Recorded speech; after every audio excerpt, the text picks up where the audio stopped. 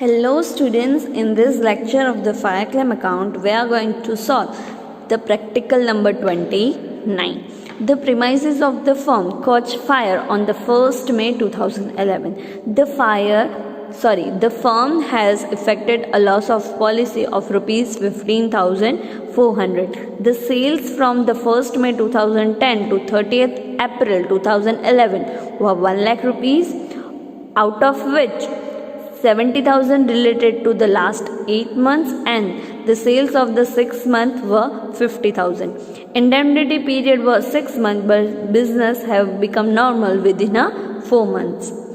The sales for current year from 1st May 2011 to 31st August 2011 8,000, where the period of from 1 May 2010 to 31st October 2010 was 25,000. The firm prepared the annual accounts on the 31st December.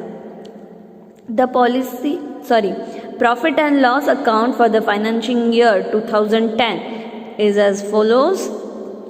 You are informed that the sales is expected 10% increase. So sales will increase by 10% and where the profit goes up by the 5%. Ascertain the amount of the claim under the loss of the profit insurance and what amount of the loss would be firm bear in this cash and what should be the amount of the policy if the firm want to complete production.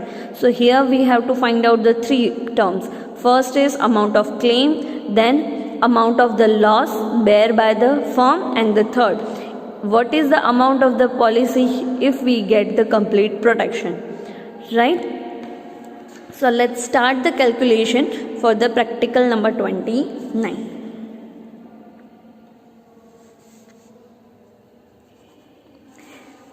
We start our calculation with the date of fire. The date of fire is 1st May 2011, right? Indemnity period actual, that was 6 months, but within the 4 months the business has recovered, right? So here we will consider 4 months. Start with the 1st May 2011 to 31st August 2011. So our indemnity period was 1st May 2011 to 31st August 2011. Now, step number 1, find out the short sale. Same period का previous year की cell कितनी हुई थी? सो 1st May 2010 to 31st August 2010 की sales कितनी थी, right? सो वो हमें फाइंड करना पड़ेगा. तो यहाँ पे बहुत सारी इन्फॉर्मेशन दी गई है, देख लेते हैं. 1st May से लेके 31st अप्रैल तक टोटल 1 लाख है. उसमें 70,000 है वो पहले 8 मंथ के लिए है, अप टू लास्ट 8 मंथ के लिए, यानी कि सितंबर से अप्रैल तक. सो आगे कितने महीने आए? मई, जून, जुलाई, अगस्त, सितंबर तक तो दिया गया है, राइट? सो जो 4 महीने हमारा इंडेमनिटी पीरियड है उसी का सेल्स नहीं दिया गया है, राइट? सो लास्ट 8 मंथ का तो हमारे पास है, that is 70,000. So 1 lakh minus 70,000 हमारे पास हमारे इंडेमनिटी पीरियड के 4 मंथ्स का कितना आएगा? 1 lakh minus 70,000, 30,000. Understood? So sales कितना आएगा? 30,000. लास्ट में ऐड किया है, it is accepted that increase by 10%. So 30,000 का 10%, 3,000, total will be 33,000, right? Minus sale in indemnity period of 2011. 1st May 2011 से 31st August 2011 की सेल्स कितनी थी? तो वो दी है हमें 8,000. कितनी दी है? 8,000. So 33,000 minus 8,000, it will come 25,000. This is the short sale.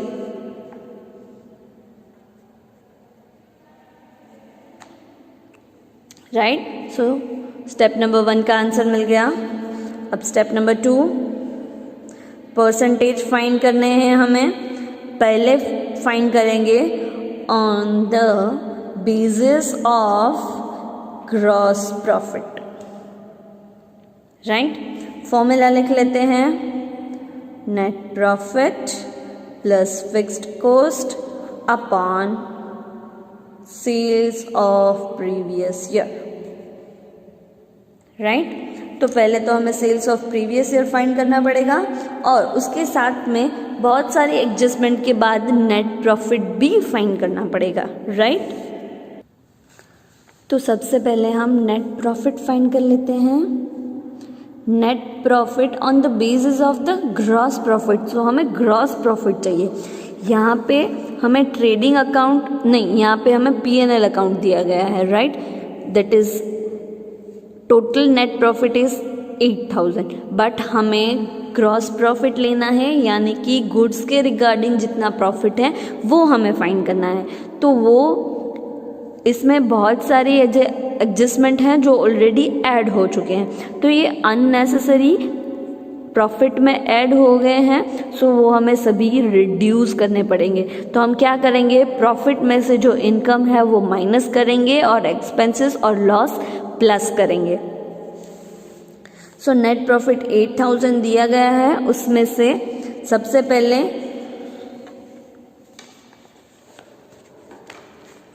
Interest on investment 4,000 minus करेंगे. Then profit on the sales वो भी माइनस करेंगे. देन लॉटरी प्राइजेस 5,000 वो भी माइनस करेंगे.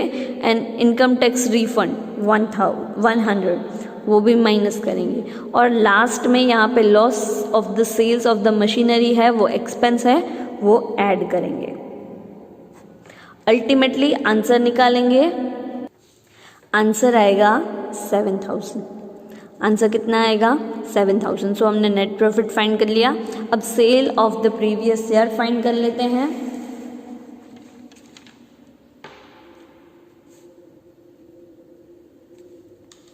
प्रीवियस ईयर कितना है, प्रीवियस ईयर डेट है वो फाइनल अकाउंट्स बनाते हैं on 31st December. Right. So it will start from 1st 2010 to 31st December 2010.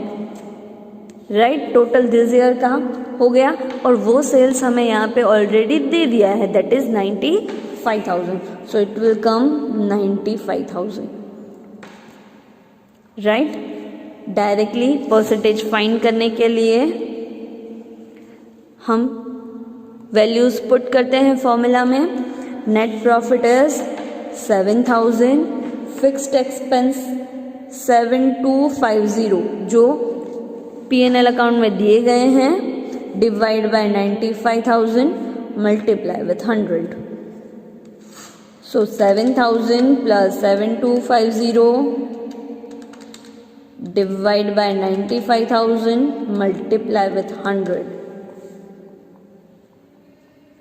It will come 15%. And last में एडजस्टमेंट दिया गया है 5% का इंक्रीमेंट होगा. सो वो हम ऐड करेंगे तो टोटल आएगा 20%.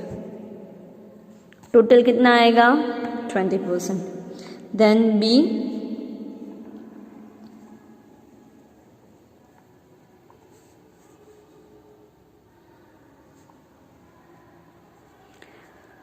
On the basis of the sum insured. उसके लिए फॉर्मूला क्या है, sum insured divide by sale of 12 months before the fire date multiply with 100. पहले तो हमें ये फाइंड करना पड़ेगा. सो फायर की डेट क्या है, 1 May 2011. सो इसके पहले का year it will start 1 May 2010 to 31st April 2010. So इसकी इंफॉर्मेशन दी गई है, यस ऑब्वियसली दी गई है, that is 1 lakh.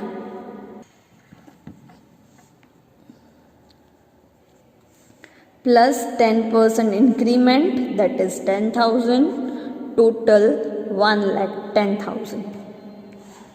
Right, directly values put करते हैं. इंश्योरेंस पॉलिसी है 15,400 की, जो हमें फर्स्ट लाइन सेकेंड लाइन में दी गई है. Then 1,10,000 multiply with 100. So 15,400 divide by 1,10,000 multiply with 100, 14%. कितना आंसर आया? 14%.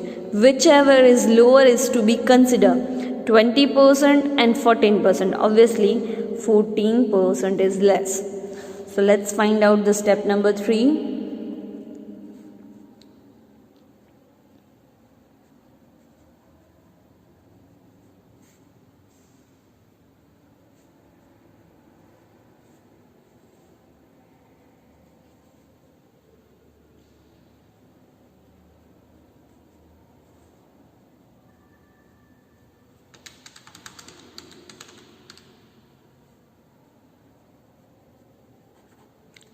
सो लास्ट में आंसर आएगा amount of claim short sales into percentage, that is 25,000 short sales, minimum percentage 14%. Ultimately answer will come 3,500. So हमने first question का answer मिल गया, that is amount of claim 3,500. उसके साथ 2 और क्वेश्चन भी दिए गए हैं. सो वो क्वेश्चन क्या है वो फाइंड कर लेते हैं.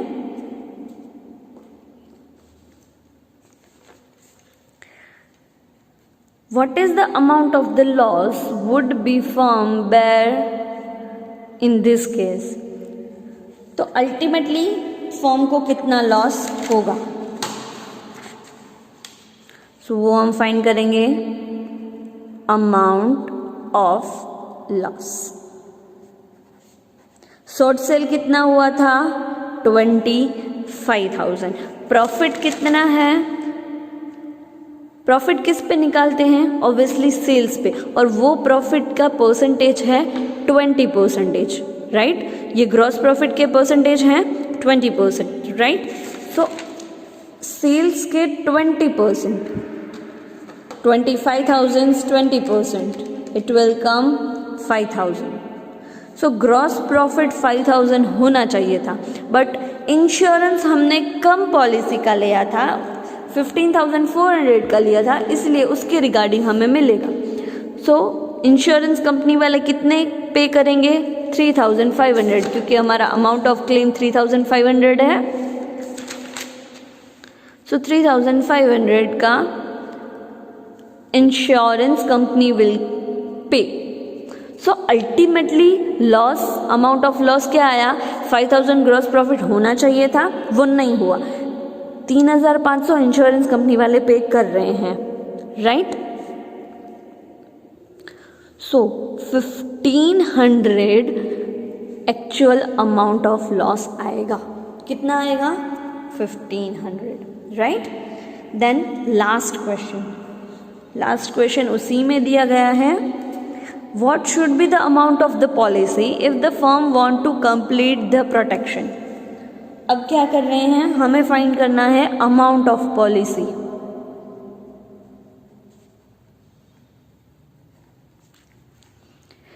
कि हमें अगर पॉलिसी कितने की ली होती तो हमें पूरा प्रोटेक्शन मिलता. राइट, सो हमने 15,400 की पॉलिसी ली, तो इंश्योरेंस कंपनी वालों ने सिर्फ 3,500 ही पे किए. सो अगर हमें पूरा 5,000 का बेनिफिट मिल रहा तो हमें इंश्योरेंस पॉलिसी कितने की करवानी पड़ती? ऐसे हम कर सकते हैं कि 15,400 पे उन्होंने 3,500 पे किया था, तो अगर हम चाहें कि 5,000 पूरा जो लॉस है वो हमें रिकवर हो जाए तो पॉलिसी कितने की आएगी? सो आएगी 5,000 multiply with 15,400 divide by 3,500. So 5,000 multiply with 15,400 divide by 3,000. Sorry 3,500 था.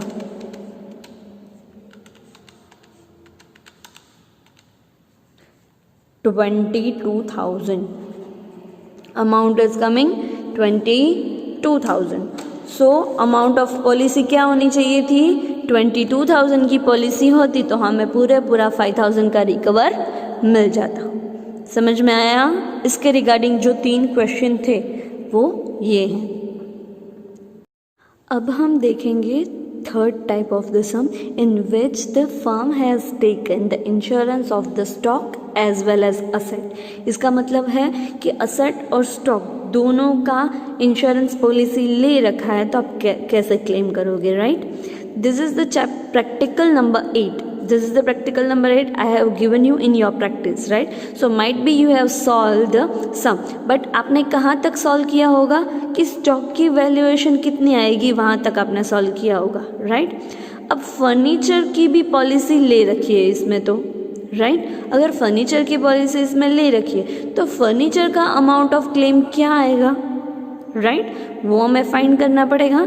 तो इस लेक्चर में हम ये पॉइंट भी कवर कर लेते हैं जो आपका थर्ड टाइप है, और ये सॉल्व हो जाने के बाद हम तीनों मेथड्स के सम हम कवर कर लेंगे, राइट? सो स्टॉक का तो आपने ऑलरेडी कवर कर लिया है, सो हम सिर्फ फर्नीचर का पार्ट करेंगे.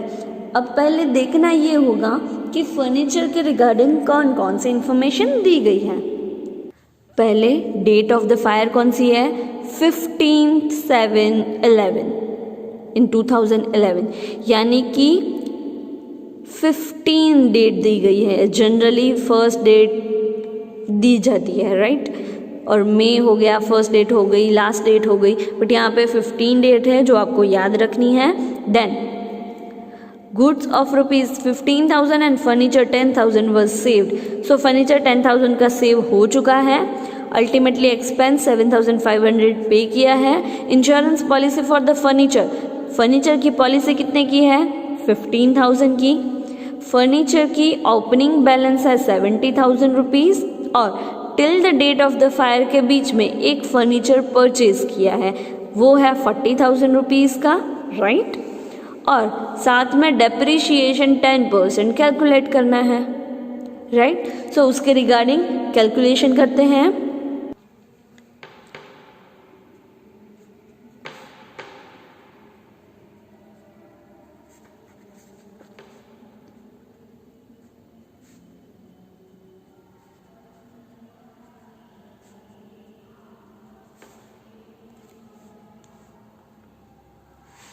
तो सबसे पहले हम डेट ऑफ फायर लिख लेंगे. अब पहले हम रफ फर्नीचर अकाउंट बनाएंगे, क्योंकि हमें किस असेट का क्लेम करना है? फर्नीचर का करना है. उसके रिगार्डिंग डेप्रिशिएशन कितना होगा वो माइनस करके अल्टीमेटली जब आग लगी तब कितनी वैल्यू का फर्नीचर गोडाउन में था, राइट? वो हमें फाइंड करना है. तो पहले हम रफ क्या बनाएंगे? फर्नीचर अकाउंट बनाएंगे.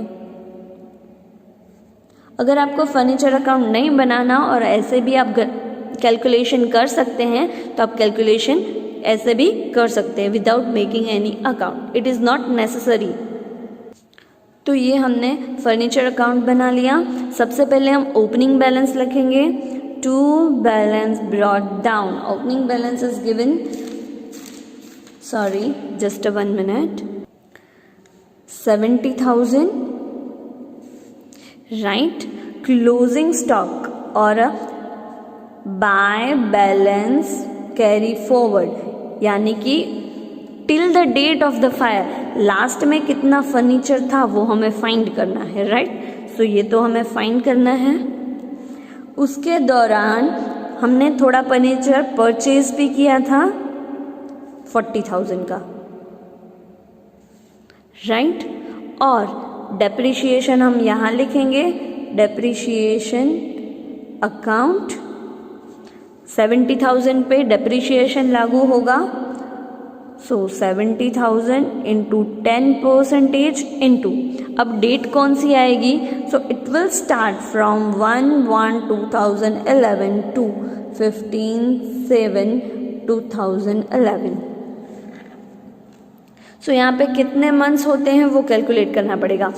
First, second, third, 4, 5, 6 and 7th half. 6 month and 7th half, it will write 6.5 divided by 12. This is the depreciation. 70,000 into 10% for 6.5 months only. So it will come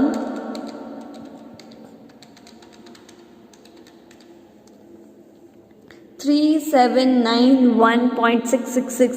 We can round off up to 2. That is 3792. So we can write a depreciation account 3792 plus additional depreciation on which we have purchased 40,000. Additional depreciation 40,000, 10%, right? And again it will taken on 1/2/2012. That means 2011 हमने वो purchase किया था February में। सो 2 date से लेके हमें 15/7 तक calculate करना है। That will 2, 3, 4, 5, 6 and 7th half. So total 5.5 divide by 12. So it will come 40,000 into 10% multiply with 5.5 divide by 12. 1833. So ultimately 1833 total will be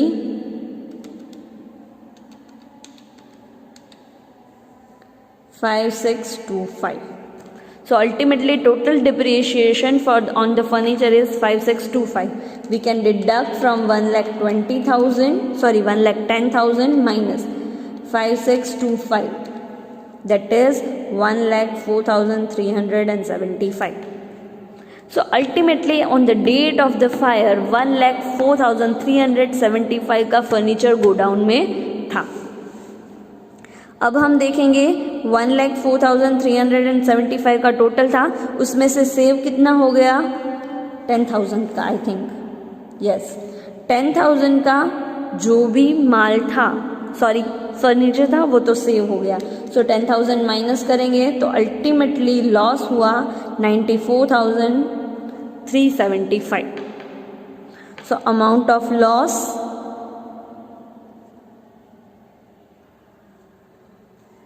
of the furniture will be 94,375. अब हम find करेंगे amount of claim.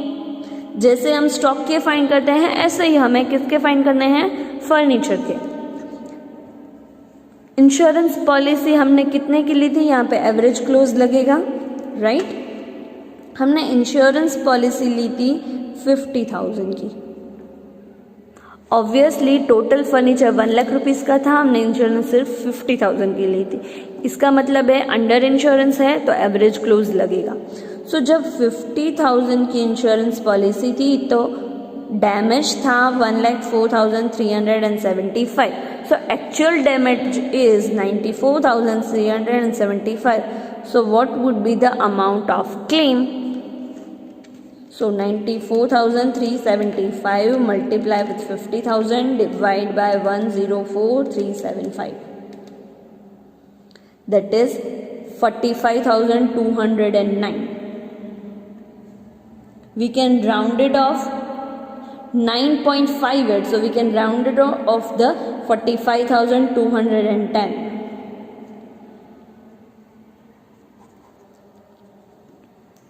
So this is the total amount of the claim for the furniture is 45,210. Right? और last में हम statement ऐसा लिखेंगे, देखो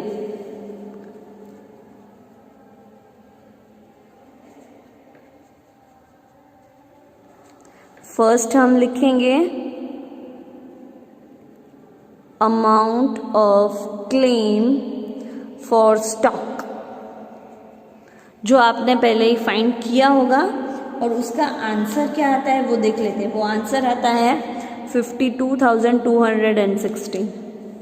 उसमें हम ऐड करेंगे amount of claim for furniture, वो हमने अभी भी फाइंड किया 45,210। Total 52,216 plus 45,210 97,426. Total will be 97,226 plus mitigate fire expense. आपको सवाल हुआ होगा कि अब ये एक्सपेंस किस में ऐड करने हैं, स्टॉक में करें या फर्नीचर में करें। लास्ट में दोनों का ऐड करके बाद में एक्सपेंस ऐड किया जाता है। सो ऐड करेंगे 7,500।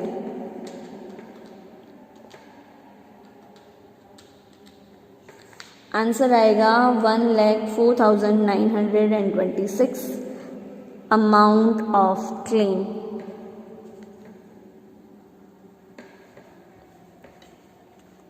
समझ में आया? सो अब तक हमने स्टॉक की क्लेम के वाले सम, देन असेट वाले sum and loss of the profit policy वाले तीनों टाइप के सम हमने कवर कर लिए हैं। और बेसिकली फायर क्लेम में इतने ही मेथड्स हैं, 3 ही मेथड्स हैं। होप आपको ये पूरा चैप्टर समझ में आया होगा। आप ज़्यादा से ज़्यादा प्रैक्टिस करें। Thank you.